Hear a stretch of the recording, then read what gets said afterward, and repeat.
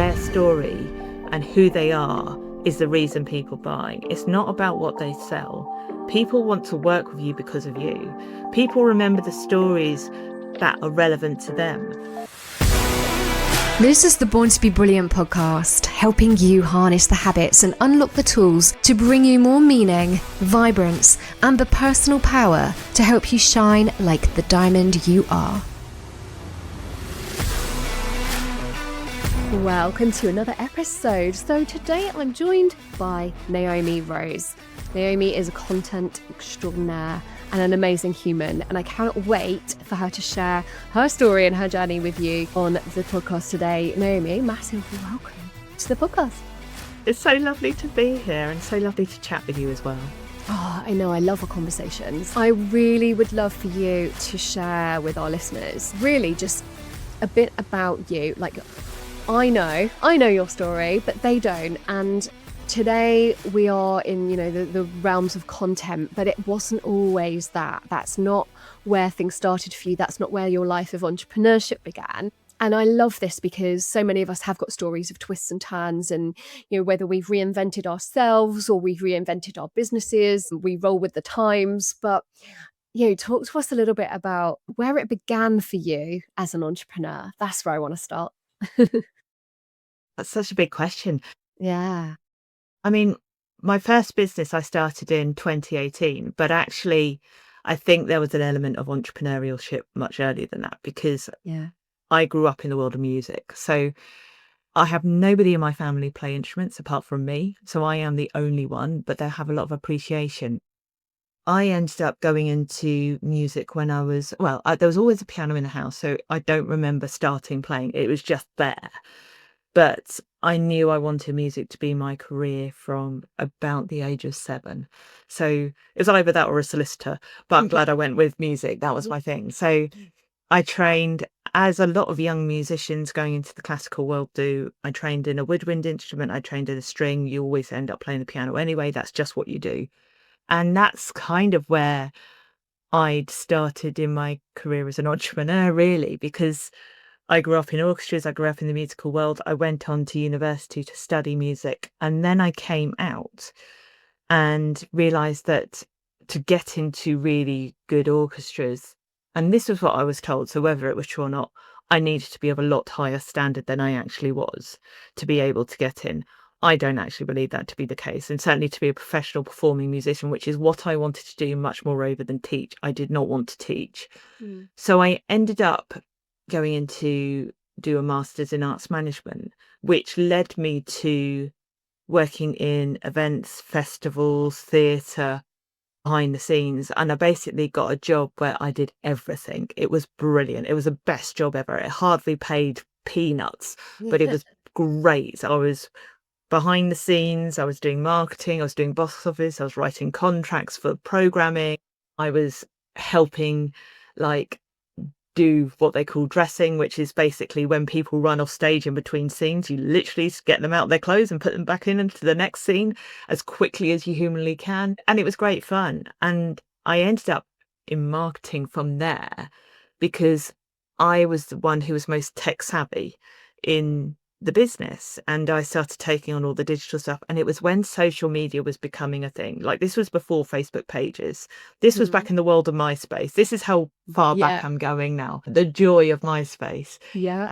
But social media was changing how marketing was done. It was becoming a two-way conversation rather than broadcast media, because you always did advertising, you always did all of these different things. Social media was changing that. It was making about a conversation. It was about bringing people with you rather than telling people what they needed to know. And it was a very different way of working. And I ultimately ended up then setting up the digital marketing for the events, all the festivals and everything I worked for. And that led me into basically doing very similar things for much larger scale organizations and charities, where I was becoming the first social media person, often the first social media team. And then I went into heading up sort of digital and marketing. And when you work in digital, you see everything in the business because everything has to come through you. And I was training, like, the organizations I was working for, they had 2,000 members of staff. and there were multiple social media accounts. So I was actually training, I was going out training people, I was gathering content, we were doing stuff on the websites that were huge. I mean, massive, massive websites. And I was very lucky that I always worked with lovely, amazing people. But when I say 9 to 5, it was never 9 to 5. It's more like 7 till 11, because the world of digital never stopped. Social media never stopped. I was often the first port of call for PR, because PR in the world of certainly then Twitter was a big thing. And often I would see things and then I'd have to be on the phone to the CEO going, this has happened. We need to deal with this now. And I was constantly busy, but I was bored and I needed to challenge myself. And I just thought, is this it? You know, I'm driving all over the place, doing many miles. I'm getting up at 6:30 to get into the office before the traffic. Not that I went in the office every day. So I needed to do something that challenged me. And that's when I ended up signing up to London Marathon, thinking I could only run 5K, but I needed to challenge myself in a way that pushed me so far out on my boundary and what I believed I could do in order to prove I could do it, if that makes sense. Yeah. So I did, and it was so unbelievably much more difficult than I ever imagined it to be. It was all consuming, and I was fundraising for it as well. And literally for about 5 months, that's all I could think about. Like, I was managing this really busy job and a busy team, and obviously then I was literally the gatekeeper for anything that needed to go online. So often I wasn't the most popular person in the organisation, but that's just the way they worked. And then the other more important thing was running this marathon, which took everything. But having achieved that and done that, it just made me just limited myself so much in what I think I'm capable of. You know, I've kind of put myself into this box and, you know, I've got a great job, but I don't want people to dictate my salary of what I can earn. And in that world, certainly, there were very strict regulations on how much you could get paid because of the charity commission and all that sort of thing. And I'm like, I do so much more work than this. And it was constantly like, there was always this kind of thing. And at that point I was like, right, I'm gonna quit. I want to do something for me. And then this opportunity came up to open a cafe and bar, and which was completely like totally maverick, something I would have never considered. But we were literally every Saturday, we used to walk my previous dog Bella along the river in our local town. We'd go and sit outside Nero and we would chat about this building opposite that was completely derelict and think what we could change it into. Like, my husband and I would have these conversations and then we'd walk back home again. And one of these days, then it was actually my birthday, we were walking back home and there was a building just behind where Nero was that was just started to be renovated. It was an old nightclub. It had been an amusement arcade. Years gone by, it had been the job centre, but it just looked like grimy old nightclub. And they just started to renovate it. And we were just nosing in the window, and the lady who was renovating it, Liz, said, do you want to come and have a look? I'm like, sure, I'll come and I'm just nosy. And I did not, honestly, this history of this building was just amazing. It was 1920s. It was where electric had first come into the town. There was so much history. There was original parquet flooring. There was original bronze work. It was just beautiful, and it'd been hidden, but somehow protected behind all of this grime. And I'm like, this would make an amazing venue. Like, it'd make an amazing cafe bar and also a place where people can perform. And I was telling my dad about this, and it's like, why don't we just do it? And that was that. That was literally that. So 2 months later, we'd signed the lease. 2 months after that, we'd opened. And it kind of just roller coasted.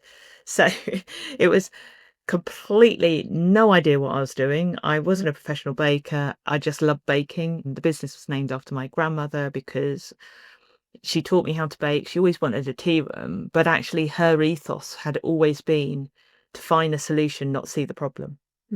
So that's how it kind of ended up. And that's how the bakery kind of started. But in a way, I did not have time for marketing doing that, just to be complete. That marketing had gone well out the window. It was like survival every day at that point because I was learning on the job. But looking and understanding people and getting to know people and building that connections people didn't come for the coffee. I mean, yes, the coffee was great, and I'd spent a lot of time grilling my person who brought me coffee because they were down the road from us, and I was very passionate about local suppliers, but also about ethically sourced coffee. So I knew them very, very well. They got really kind of tested, and we used their coffee because it was beautiful. But that's not why people came. They came for the atmosphere. They came for the experience. They came because they could just be themselves. There was no rush. They could bring their dogs. It was dog friendly because there was no dog friendly places in my town at the time. They could come with their friends. That's how I wanted people to come in and feel like they were having a hug, whether they were on their own or whether they were with a group of friends, and just enjoy it. That was the whole purpose of that. So that was how that kind of started. You were like literally holding space for people with that venue. And you know what I'm hearing there, like that journey in, it's like all the makings of the entrepreneur that you are today anyway, because I mean, clearly you're creative. I don't know an entrepreneur that isn't. Like, you know, the music, the art, everyone's got an art in this, you know, in this entrepreneurial world, I think, whether it's performance, music, art, painting, like everyone seems to have some kind of creative outlet that may show up in childhood as one of those things, but as you know, go through life, you find other outlets. But you know, you had your music, that was your art. You then took that, you knew you didn't want to teach. You then, you know, found other ways, and then the marketing, great. I mean, how much you learned doing that serves you to this day in terms of people, connection, language, messaging, like all this stuff. It's like you've attended the school of life for entrepreneurship. And the other thing is then, you know, you're curious. You were curious about this building, curious about, you know, you were talking about ideas. That again is innovative and creative. There's a building, what we could do with it. Opportunity came, you seized the opportunity, and you made something out of nothing. I literally love that, because that's what people like us do. And I know there'll be loads of people that listen to this that resonate with that. It will be something completely different, but they'll resonate with the whole having a vision and creating something from nothing and figuring it out as you go. Like you said, you didn't train in that or have a background in that. You just figured it out. Like, I love that. And those things will have served you in so many ways and will continue to. And so I'm like, oh, yes, yes, yes. I know that that's not where it ends though. And that is not the business of today. So like, tell us a bit about the transition and the world of going from that to where we are now.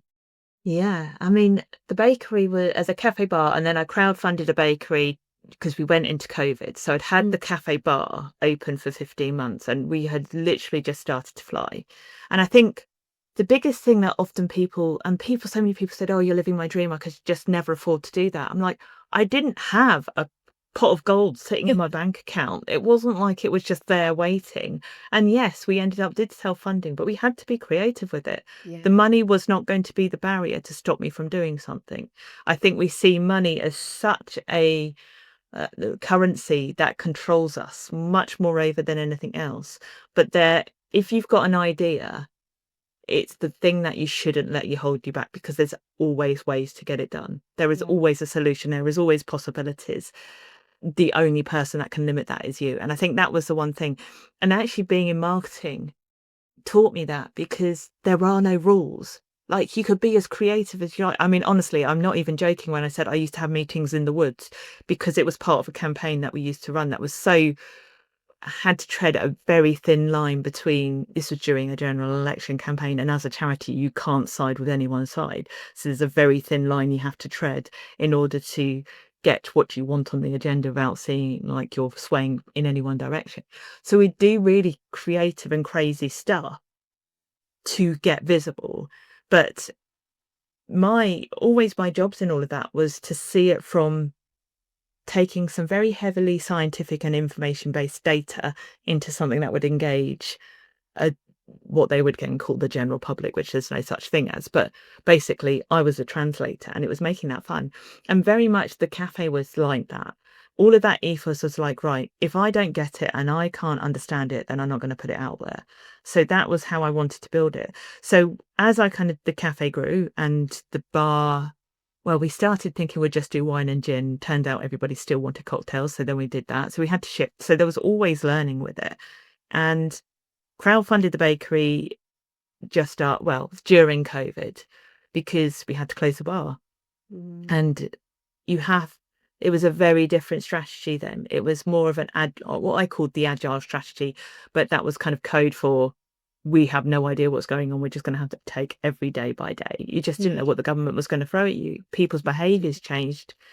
It was fascinating. Some of my regulars, they were terrified to come out for 2 or 3 years. Even my neighbour was employed by me, who was lovely. She was the one that really got me into the cafe. It was her idea in the first place. So was her daughter, so was her granddaughter. So there was like generational, it was family vibes. People knew each other there. And even my neighbour, who was then 78, like trying to get her out to go to the park was so hard. People's behaviours just changed. She was in such a panic about COVID and what would happen. And the crowdfunding came from knowing that there was a gap for a bakery. I had no idea how to make sourdough. I didn't even like it. So I knew that was going to have to be something I did and got comfortable with. But I didn't have the cash in the bank. So I had to get creative. And so I said, why don't you crowdfund? And actually was like, you know what? If the community get behind this and they invest, I've got customers, they get a bakery, and I've got the ultimate marketing campaign to get this done. And I'll know whether they want it or not. Brilliant. So that's what I did. But just as we'd got the crowdfunding, which was amazing. It made me realize that my business was all about the community. That was the real crux of it. It wasn't about me. Yes, I started it. It was my idea in the first place, but it wasn't that. It was about the community and what they needed, and that you don't really understand the power of something that seems so simple, like as a nice to have can have on people. But it was very much that kind of community base. So we opened the cafe, and then 3 months, unbeknown to my team, I entered the team into Britain's Best Loaf Awards, which are the awards for Broadway. Told them about a month to go that we were doing it, and I saw it as an opportunity just to go network with some of the best bakeries in the UK, and they won. And it completely blew them away, and I believe they could win it. I wasn't going to put the pressure on, but I knew we had a good product. So, we knew what we did was good. But pretty much about a month after that awards, where we were like, really like, this is going to change everything for us. The war in the Ukraine and Russia hit quite heavily. That changed how we got things like flour. Cost of living crisis came in very heavy, and we went back into survival mode. But I could see from the cash flow, which we didn't have a huge amount of because we just about balanced to get through COVID because we were quite a young business. It was just, there was a limited time as to how long I could keep the cafe going before we'd have to kind of go, I'm going to have to stop. And that reality was a really hard reality to have. And I made the decision to close in January 23, so 3 years ago. And it was tough. Like, if anyone's ever closed a business, there is, and that was a passion project. That was by far like the biggest passion project. And I knew that I couldn't go back to working for other people. But before I actually opened the cafe, I was going to go into social media marketing and consultancy. That was what I was going to do. So I kind of went back into that, but focusing on baking businesses. But it wasn't that I didn't want to help them, because I was so passionate about helping them, because no one talked about what went on behind the scenes. No one talked about the reality, the survival, honestly, sometimes I really wish these stories weren't even true, but the dishwasher would be flooding the kitchen, and yet service was still running seamlessly. Like there was water on the floor, or like the microwave suddenly caught fire, and you're just like, okay, let's put that out, stick it out the window. We got sandwiches to get out. That was my kind of team. They were brilliant. There was nothing that fazed them. There was just that kind of, okay, what have we got to get done today? And, that would be the reality, as well as some of the hilarious stories that would come up, because there were many of them. And, It was just one of those kind of things, but no one saw the reality of what went on. And I wanted to talk to people because I knew how hard it was. And I knew from the other businesses in my local community that were running hospitality, they were in the same place. It's just no one spoke about it because we serve with a smile. We don't want people to see the reality. And I did not want people to, when I closed, I was very open. I went very public about it. I went on the radio. I talked about it in the press.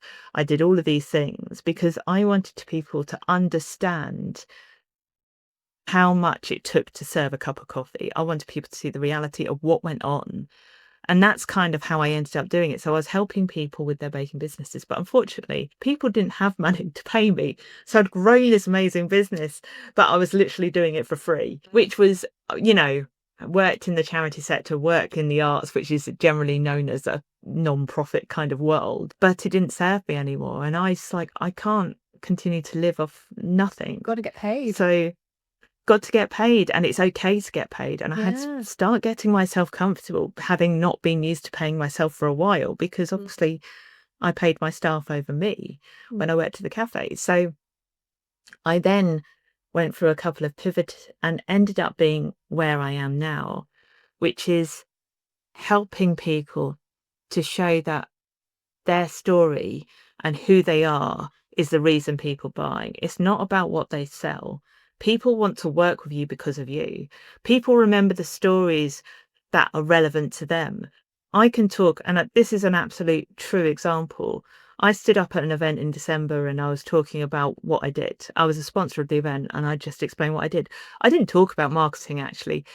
No one really cares unless you're a marketer, to be honest. It's a boring subject.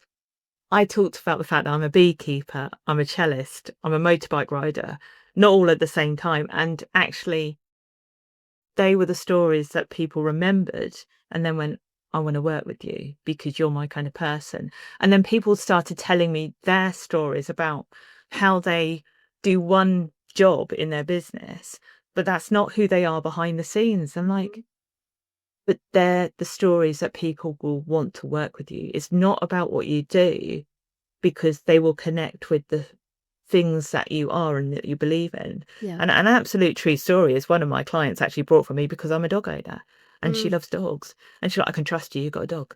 And it's so daft. It's so true. And even just down to preferences and things that people bond over. That was dogs. It could be, I don't know, cars or a hobby. And it's like, oh, wow, you used to play that sport. Like, me too. And you bond over that and you have a connection. And it's like, it can be that crazy. But I think on some level, when you find that, that's what creates connection. That's what makes people, and ultimately builds trust, because it's not really that they trust you because you have a dog, is they trust you because you're showing you, the human part of you, and that creates trust. It's like, oh, you're not just a shop window with a polished finish. It's like there's a human in there, and that human likes dogs, and I resonate. Do you know what I mean? That's what I love. I love that. And so now that's your speciality, right? Bringing that out with people. Yeah, and I get digital, right? I've worked in digital for a long time, and I've actually ignored the fact that I could do marketing in digital because I thought all I was qualified to do after I'd closed the cafe bar was to do stuff around hospitality. And at the moment where we've got AI that's changing the landscape of the world at a very fast pace, probably the fastest I've seen since social media came in, you've got then all these kind of crazy buzzwords in the entrepreneurial space of like personal branding. You've got to be authentic. You've got to show up as yourself. Do you know how hard it is to show up as you, to stand out in the crowd when we've been conformed to stand in line with everybody else, doing the same thing, desperately trying to fit in? And now we're told not only to do that, but we've then got to write it down forevermore online, coming out as ourselves and being our own person. And that is truly terrifying. Like having a conversation over a coffee with someone is fine. Suddenly putting that imprint, suddenly writing that down for the world to see, and also for you to see, because that's actually really hard, of saying this is who I am. Yeah. And that fear of judgment and fear of that and fear of what people would think of you is really hard. Yeah. And that is something that I don't want people to have that fear. And I've had that fear. I've hidden behind brands my entire life. My cafe was a brand. I built a brand because I was going to franchise it. That was a whole plan, the longer term plan of that. And obviously, like, the world had a different idea for that. But it was under my grandmother's name. It wasn't under my name. I didn't show up. I showed pictures of cakes. It was easy. Like, this cake is far prettier than I am. And then I realised that people actually did want to see me. So I had 2 or 3 years where there wasn't one photo of me at all. And literally, I mean, I would not take any pictures of myself because I just didn't think people wanted to see that.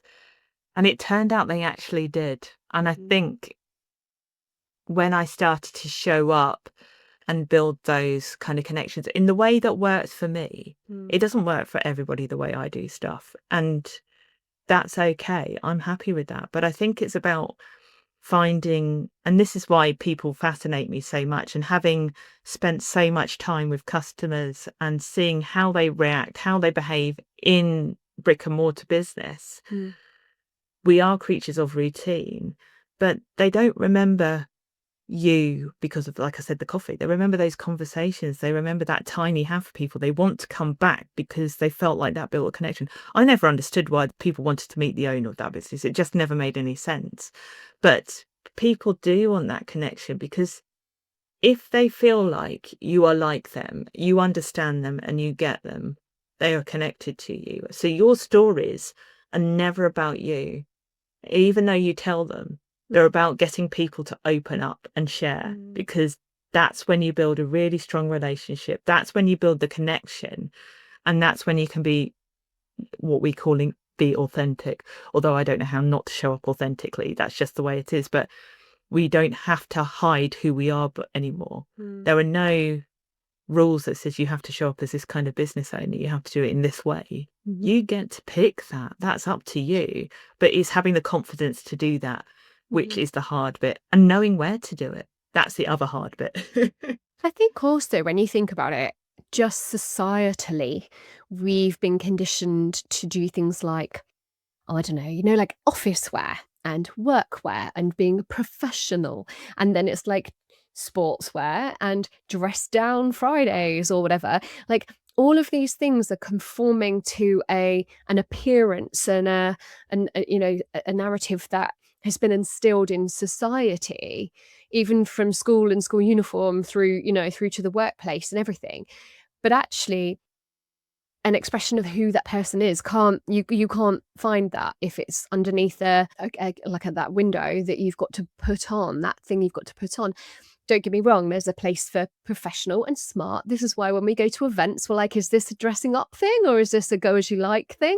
That's fine. But you can be you in all of those scenarios without having to fit some kind of box. And 100% the stories are what people remember, because let's face it, with 8 billion people on this planet, nobody is going to sit down for coffee with you and tell you the exact same story. You're not going to go, oh yeah, someone else told me that story the other day. It's like, they can't possibly, even if there are similar stories out there, they won't be the same. They can't be. And I find that incredible. And that's where our complete and utter USP comes from, right? Because nobody's got the same story as you. No, totally. And actually, always chose jobs where I didn't have to wear a suit, because I do not like wearing a suit. I love a blazer, don't get me wrong. But if a job involved me wearing a suit, it wasn't the right fit. It wasn't the right environment. It set a certain stereotype in my head where I'm like, I'm not going to fit in here. So every job I did, I was like, if I can't wear jeans, I'm not interested. But then, having worked behind the scenes with some, for part of the summer period, I'll be in a field, like in a porter cabin or a cameraman. I'll be behind the scenes having a conversation with celebrities in the toilets while they're getting ready. That was the kind of environment I was used to. And yes, ironically, I would go on stage and wear concert black dress, which is basically black. I don't know why we have to wear all black. It makes me frustrated because I'm like, why can't we wear colour? Why do the orchestra have to all be in all black? That's another story. But to all blend. Yeah, conform. Yeah. But yeah, I think there is, and I think this is true much more now. It's again, you show up wearing what you want because people will get that. Not Yeah. everybody wants a business that's wearing a suit. Like, you don't have to be an accountant and wear a suit. My accountant doesn't wear a suit. Like, and they wouldn't be the right fit for me if they did. It's just, you can be you because there is people that need your help, and people need to. It's about understanding each other, I think, a lot of the time. As real people, and I think you see that now. You look at things that that is changing, and there are more and more people now that are showing up in the most, if you thought, oh, I'm going to have this interview and I'm going to be on this show or this thing, I must wear whatever. I think that was a thing, but it's really breaking down now. And I think you see some, very high profile interviews and things online, and the person in the spotlight is so them, they're there in their jeans and their trainers and their, or whatever they are. This is nothing against anyone who their style is power dressing suits. Like, that's cool. If that's you, go and be 100% you. But I think it's that thing of, I think we are starting to see a shift there, and people are showing up as them in that way, and I love that. And I think there is a lot to do with, like, the era of TikTok that came out, and obviously YouTube has been around for a long time now, but people can, like, do the job they want and be who they are, doing what they want behind the scenes, and that's okay. And this real life, non-polished, this is what's actually really happening. Yeah. Is what people want to see more. And I think it, like you say, it builds that trust with people when they see the honest you, the reality. And actually, more importantly, like I've said, it's not usually about the trust that it builds. It's people feel less ashamed of themselves because they believe that there's someone else out there who gets their struggles, that gets their challenges, because we all aspire to be better.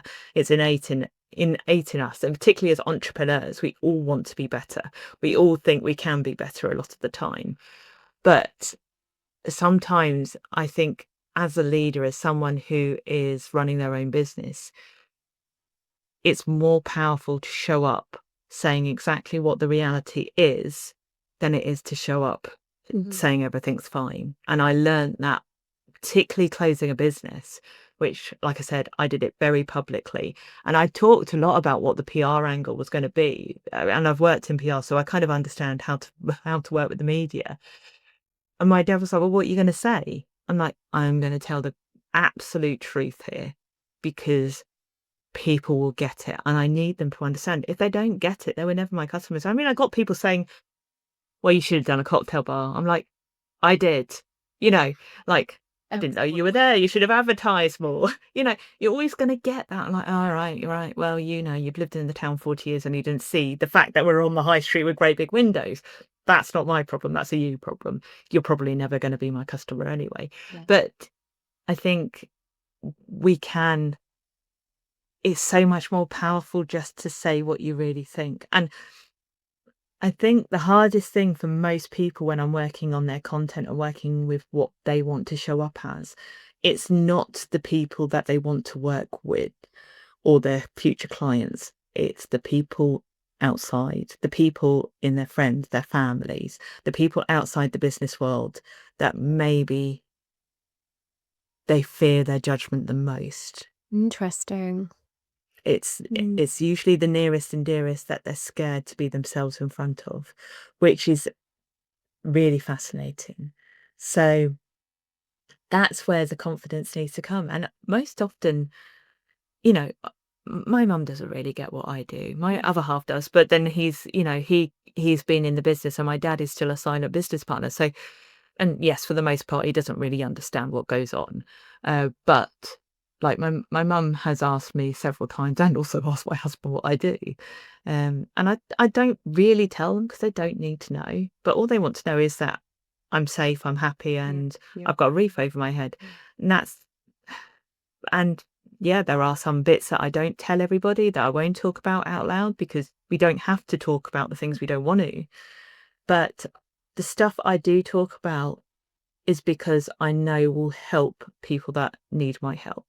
And that's how I have to kind of frame it, of like, the reason I'm saying these things is to help you, like to help my clients, because actually I couldn't care less about my own visibility. I care about theirs more than I do my own. I want to see them succeed. If I get behind what they're working towards, then I'm 100% in. And there are so many incredible people. Like, I'm so lucky with my clients that they're just amazing people with incredible stories that need to be shared with the world. We both know that you do need that visibility. You may not, you couldn't care less about it, but you need that in order for people for you to work with those incredible people that you know are out there and need you. So talk to me a bit about this, like, just for for our listeners to understand what you do and how it works and how it's different, because we are in an age now where we can automate so much. We can generate content really easily, and that's just becoming more and more easy every day. We want authenticity, but we also want speed. We want it all, right? Because that's the world we live in. We want it all. We want it yesterday. So if we want, I know that you have services where you can mass produce a lot of stuff for people very quickly and easily just by extracting some information from them. Just talk to us about how you do that in a way that really gets to the heart and soul of that person and everything you're saying about their story, and that's real. Because years ago, I haven't for a long time actually, but in my other business years ago, I used to hire social media people and people to help with the stuff. But the truth is their content was never mine. It doesn't matter how much you try, it never would land the same as doing it yourself. And so that can give you the fear and make you go, oh, well, I've got to do it all myself. But then you can hit capacity and go, well, I can't do it all myself. Then we start taking to AI, but then we start getting stuff churning out and you're like, that's not my words, that's not my voice. Plus it's really obvious, like everything sounds the same online now. If I'm sure you do it every day. You read lines and go, oh my God, that is not that person. If I hear that line one more time. So, but I think I'm with you, and correct me if I've got this wrong, but I think we're both on the same page with the whole, we want to use these tools, we want the leverage, but we still want to have our authenticity and be us. This is the thing, we've got AI, right? We are going to have AI around for a very long time. There is no way it's going anywhere. You can't ignore it, you can't escape it, so we have to embrace it. But like I say, the connection, the personality, that's a really important bit. So it's how we use those tools.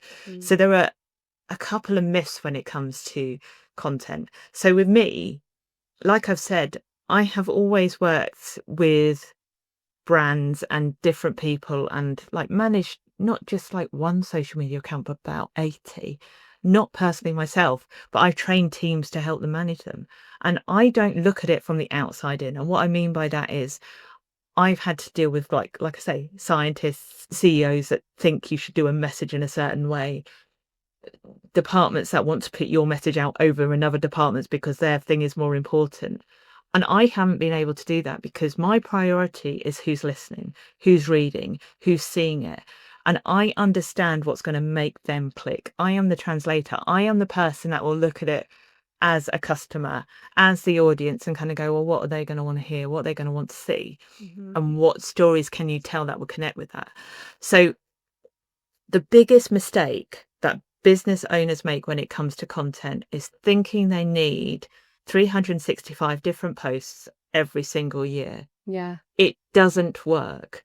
Partly because, and yes, we know the algorithms like variety. We've always known that.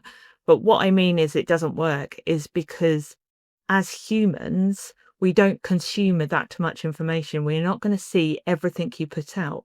What we are going to see, more importantly, is the consistency, the repetition, the being known for banging that same drum and saying the same thing over and over again. It makes content boring, but it's what you need to do. Like all the big brands, they haven't changed their messaging for 70 years, like Nike, just do it. That has been their mission, and their vision has been the same since the 60s.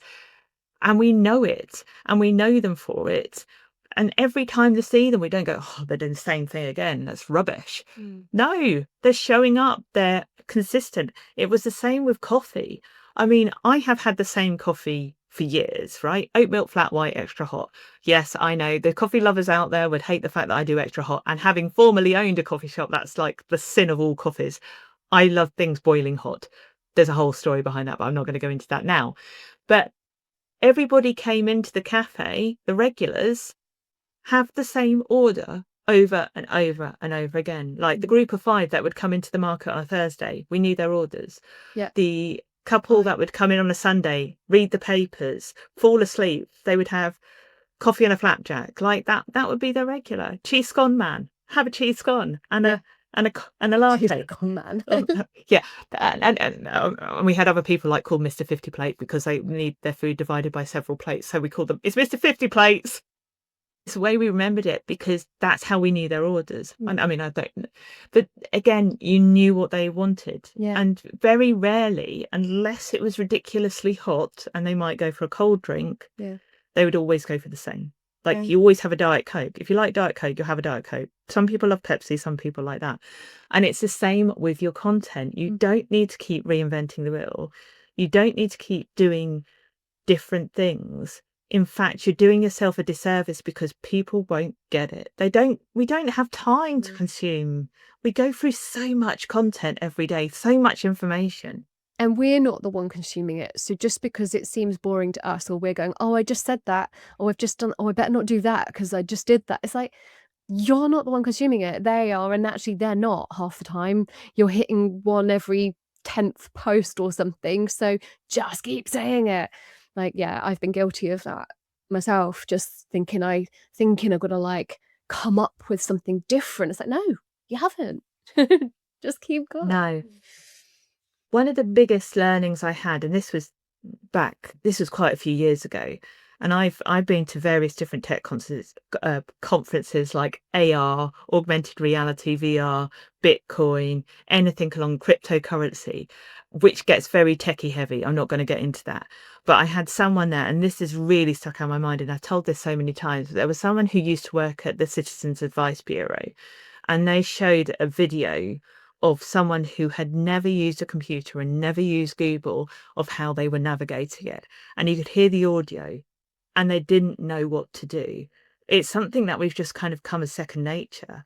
But they were literally going, what does it mean I feel lucky? Like it was just completely alien. And that is how we've got to view our content to the people that are consuming it, that they don't get it. You get it. But most likely they're going to scroll past it because it doesn't feel relevant to them. That is the reality, that if they can't see how it connects to them in their life and what they're doing right now, like I will stop if I see a cute cat. I just love cats, right? That's going to stop me. If someone's talking about like 5 tips to stay motivated on Monday, I'm going to carry on. I couldn't care less.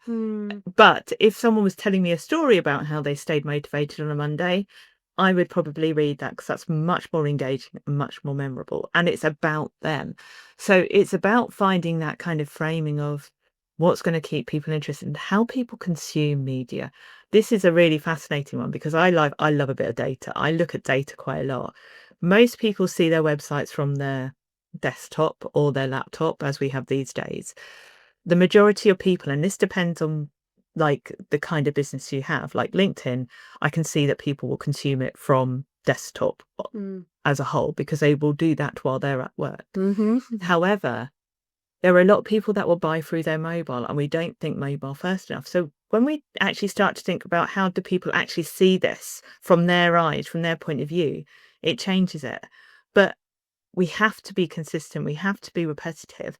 So what I do is I use the tools that are there to help us, like AI, that are frameworks that make life easier. So I'm not reinventing the wheel. I'm keeping consistency. Consistency is the key. Like this is, again, a prime example from the cafe. If I didn't put Scone of the Week out on a Monday, people message me going, what's Scone of the Week? Like that would be the reality of like they needed to know what that Scone of the Week was. And admittedly, I didn't always get it out there on a Monday. But that was what people expected. They loved routine. They love familiarity. They love to know that they're going to get the email at 11:11 on a Friday because they're like, oh, okay, that's her. I know that's going to come at that time. They like that. So if we're not doing that consistency and having that kind of framework that we can work to, people don't know what to expect from you. They won't necessarily have those cues, because we love routine. We love that. It's why we have it's why we do the same things day in, day out, because it's comfortable. And we want people to be comfortable with what you post and what to expect from you. And that builds trust as well, because in that another roundabout way, it's, I can trust that you are going to show up with this thing like clockwork. And it's that sense of trust, sense of reassuring. It's reliable. Yeah. And people need reliable. They want to know what they're getting. And it takes time for people to feel comfortable that they are in that place. And I think this is the biggest thing that we miss when it comes to our content these days, is people, and this is, the world has changed slightly. If people can't believe or don't believe in themselves that they can achieve what you have to offer, so it's not saying that your offers are bad, it's the fact that people don't believe they will get the results for themselves because they don't have enough self-belief, they won't buy. If it's unobtainable, if it's out of that reach of them, they're not going to buy. They need to feel like they can achieve, because there is nothing worse than buying stuff. And this is my view, that there's this kind of thing where we're talking about being in a trust recession. I hate those words. I don't think they are actually quite, it makes me a bit icky. What I think has happened is that people have brought lots of things, and they've either not been the things they thought of, they've either not committed to doing them, or the products haven't been that great, and they've gone along because that was what everybody else was doing. So they've not got the results they've wanted from it because they've not necessarily brought the right thing for them, or it's just been the wrong fit. And yeah, okay, there are some stuff that's crap out or there, not but even got around to it. Like I've bought online like learning things I haven't, like years ago, and I haven't even looked at them. Like that's on me, but yes. Yeah. I was going to be a nutritionalist like 4 years ago. I brought a course on that. I haven't done anything about it. But it's and this is what has led to them people then not wanting to spend, because they've got this whole cupboard of digital stuff they've not done anything with, and they just don't want to add more to the pile. Don't trust themselves to do it, and like you say, yeah. So I think a lot of that trust is the belief in ourselves. Yeah, I do too. Yeah. So it's a really interesting one. But that is why, like, this consistency with showing up in the same places, doing the regular thing, is going to be so much more important. And also understanding the behaviors of your ideal clients. Like, this is the thing. I know my ideal clients need permission to consider working with me. Like, for them, I am very much like in the red kind of category when it comes to personality types. They're not. Like, when I've decided to do something or not do something, that's it, I'm done. Right, I'm not interested. They will need to feel like they're safe by doing it, my ideal clients. They want to know they're making a good decision for them. I would never encourage them to buy if they're not, because that's just, I've literally told people, please do not buy this. Please walk away. This is not going to help you right now. And I truly believe that. Whereas if I think this will really benefit them, I will tell them that as well. And it's their choice. But sometimes they need to be kind of handheld through to work out whether it is right or them. And it's not a pushy way, but they need that kind of self-reassurance that actually, it's not that they don't believe that I can't get them the results, they just don't believe they can do it for themselves. And that is understanding their behaviors. So when it comes to thinking about my marketing, the messaging is kind of it goes out there mostly consistently, but it's often the conversations that I'm having one-on-one that's more important and powerful at the moment. I completely can get why, and especially because the space that you work in, there will be questions over, well, what are you going to do that I can't do myself, or that I can't do on an AI platform or whatever. And it's only when talking to you that you actually can really feel that and go, oh, okay, there is some magic that you bring to this that isn't something you can just go and do. And not only that, my question I would be asking if I were you, when I'm in front of somebody, if they were to say, but I can just do that, I would be like, how's that working out for you? Yeah, how are you getting on with that? Are you actually doing it? Because probably not. Just because you can doesn't mean you are. So I think that's like one of the real magic things about you. And I bet you'll you're going to convert clients through conversation in that way, because it helps really understand and get to the feel of what it is that you are going to do that's going to make their lives easier and make their businesses better. Yeah, and actually it's not their offers. Although I often, when I kind of read stuff and I look at things, I'll be like, I'm going to be completely honest and I'm going to say, I don't get what you do. If I don't get it, nobody else will. And so, and this is again, we see it from inside our business rather than what the outside sees. Yeah. And this is where what I've done, and particularly back in the day of 140 characters in Twitter, there was not much space to do anything, and 22 of those characters were for a link. So you're talking about 120 characters trying to explain something that would kind of sum up what you did and why people needed to take an action. Yeah. Like, what is that next step? If I can't get that in 120 characters, what it is that you're offering, no one else is. We don't have time. And I think that's where we have to be. That's where I kind of come in, because I can be quite blunt, but I can also look at it and kind of go, look, I think there's a way that we can bring out your story, and the offers are important, but your story is more important. Like, once you've got that kind of clarity of what it has that you are selling, they will sell. Yeah. But it's people buy because of who you are and your beliefs, your values. They feel connected. So all of those someone things. Listening to this that's thinking like, oh, okay, I'm interested, I'm curious, like I need help with that, because I know a lot of us in entrepreneurial roles find it hard to articulate our thing, because I know I'm guilty of this, we'll overcomplicate things, or in our uniqueness we can end up losing the thing that's, I call it, being grandma proof. If it's, you're not saying it in a way that a grandma would understand it, your ability to kind of fast forward that, if somebody's listening, go, okay, how can I, if I worked with you and I can fast forward this, like, do you basically extract this from the person and then almost give it back in a way that is going to make sense to the world out there? Is that a good way of me putting it? Yeah. So I suppose it's like having that slight journalistic instincts where I've worked in trying to find stories that connect. Like, even back when I would work with like the scientists and trying to find information that would be relevant, no one cared about the heavy scientific data, but what they cared about was that fun fact that they could tell their friend down the pub. That would be what they would remember. And it's creating those memorable moments. But the way I do that is just by having conversations, by having these chats, not about, I mean, yes, I do normally start by talking about the business, because most people are happy to talk about their business, but I want to get below that level. Most people want to hear below that level. And actually, even for people listening to this podcast, you're probably not going to remember half the stuff I've said around content, but probably you remember the fact that I'm a beekeeper, I ride motorbikes, and I'm a cellist, not all at the same time, because that would be madness. But that would be how you would probably describe me to somebody who you're like, oh, you know, this is Naomi, she does these things. That's how we explain, because it's relevant and we can understand that enough. You're not necessarily going to take away everything I've said about content, because that's my area of expertise, not yours. So these are the things that help us bring out those stories.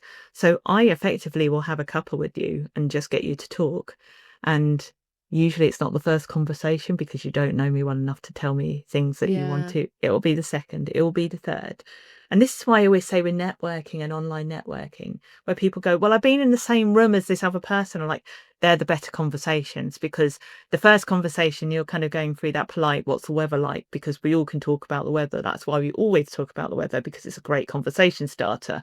Once you've got to get to know people and how they come across and whether you vibe with them or not, you then find another question that you think, I wonder if I can ask them a question about that. Probe a bit deeper. And that's when the real gems of the story start to come out. That's where you start to get the information from people. It's not that first conversation. It's usually the third or fourth, when they're relaxed.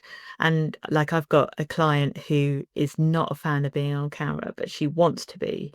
So the way we're doing it, because she's a tattoo artist, is she's going to do a tattoo for me and I'm going to interview her live and record it. because she'll feel really comfortable talking while she's doing the thing that she loves doing. Yeah. And she won't be aware of the camera. And that situation, I know I'll get some really great stuff from her. I mean, she's an amazing person. Like, I just love what she does. But it's about finding those kind of, like, I often say, just do stuff and talk about what you do, because people, like, everyday routines are interesting to people. It's why we love reality TV. It's not because they're all flashy. It's because we relate. It's reality. Yeah. And all those boring conversations, those small talk things that we think are irrelevant. Like, you know, I remembered, this is like back when last time I worked in an actual office, I admitted to my team that I never had a curly whirly, and the outrage. I've only ever had one curly whirly in my life, just to add. But I like, literally, honestly, they remembered me because I've never had any curly whirlies. So I'm like, whoa, hang on, this has all gone wrong. But you remember that. That's the thing that you connect. And actually, those conversations are really powerful. The small talk ones get people opening up, having that conversation with you. Yeah. You become memorable. You build that connection. And that's what comes to really finding those clients and the people that are going to work with you longer term, because you get them. It's not they don't remember what you do, they remember who you are. And those are the little nuggets of who you are, right? Yeah. Oh, I love this. I'm a bit like, right, can we go into that now and start having that conversation? Let's go. But we can't do that today, but maybe another day. It's fascinating. I really like unpicking this, because even having this conversation with you and sharing this on the podcast with our listeners, even this goes under the surface of the whole concept of content and people, because it is so easy for people to think, oh, well, I can churn out content like at 1,000 miles an hour now. We've all got these tools, but it's not the same. It's not the same thing. It doesn't matter how much of your life story you share. It doesn't know what to extract like a human being does. You can only get it to do what you tell it to do. But if you're the one who's in the driving seat, you can't possibly prompt it effectively. You need to be probed by somebody who's not your head and that is not thinking like you. We can only control AI to put out what we put in. Like you need something that's got its own separate entire brain, and you are that brain. And I love that. I think it's been really interesting to like get under the skin of that and how that works. I think it's awesome. So thank you for sharing. Oh, well, that's right. I'll just add one final point to that. Please do, yeah. With obviously AI, and like you say, it's great. It can churn out lots of content. If you're going to put that straight onto social, you aren't helping yourself. You're actually creating more work, because you haven't got one audience on social media. You've got several, because you are also having to battle on some channels multiple algorithms, not just one. There are multiple. Most people aren't aware of this, and the way the algorithms are working now are changing because of AI, because of what they're looking for, and it's wanting quality content less often than really, really volume content. Like, there is. And when it comes to AI, the really important thing to remember is, yes, you can use it to help you create content. I do it. I use it all the time because it helps, but it's your first draft, not your final. Yeah. It just helps. Use it as a way to help get creative, to help with that consistency, to repurpose stuff, but don't let it have the final say. Because if you put that straight out there into the ether, and the way that particularly social media is working, it's no longer about the instant gratification. It's about the long-term search, because they're becoming much more searchable channels. It's going to deprioritize that content because it'll recognize it AI, and they want the authenticity. They want that personal stories. They want the people actually showing up as themselves. Those are the people that are going to win. So use AI to help, but don't let it be the final voice. Yeah, I love that. I think if you can't go live and say it to camera, you haven't got your message yet. Like you said, you can use it to help. You can use it to take a concept and refine the angle, or you know what I mean, like bounce that around, and it's really helpful for that kind of thing. Or like a glorified thesaurus sometimes, and just getting something organized. But then I have this feeling of like, could I turn on, press live and go live and share this, because it doesn't get any more real than, well, that or in person is as real as it gets. And I think anyone can put things out there that aren't them, but if you can go live or say it in a room in the flesh, then you've got your thing. Yeah, no, that's so true. I love that. Naomi, thank you for coming on the podcast and sharing this with us. Your journey and your story, like you say, is the thing that is going to be so memorable, and attaching that to what you do now. Like, we've just completely organically, without planning it, walked our talk. So that's just brilliant. We'll put links to you in the show notes. So if anyone's got any questions, have a look in the show notes. You can drop Naomi a message. As you can tell, she loves to have a conversation. So have a conversation. And yeah, thank you. Oh, thank you. It's been such a lovely chat, and thank you for having me on today as well. It's a pleasure. Always a pleasure. I hope you enjoyed this episode, and remember, go out there and shine your light bright, because you were born to be brilliant.